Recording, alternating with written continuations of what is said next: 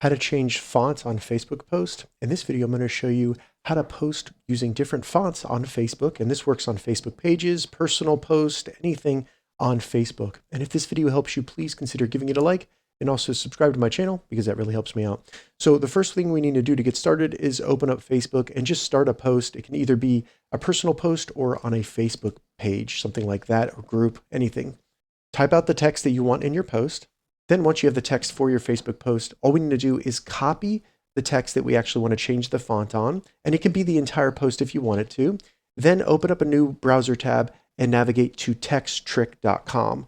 Now this is a website that I created, but it works very well and it's free to use. All you need to do is then paste the text in this little text box right here, and then scroll down and you'll see all the different variations in fonts that you can use on Facebook. So there's tons of different ones here, including bold.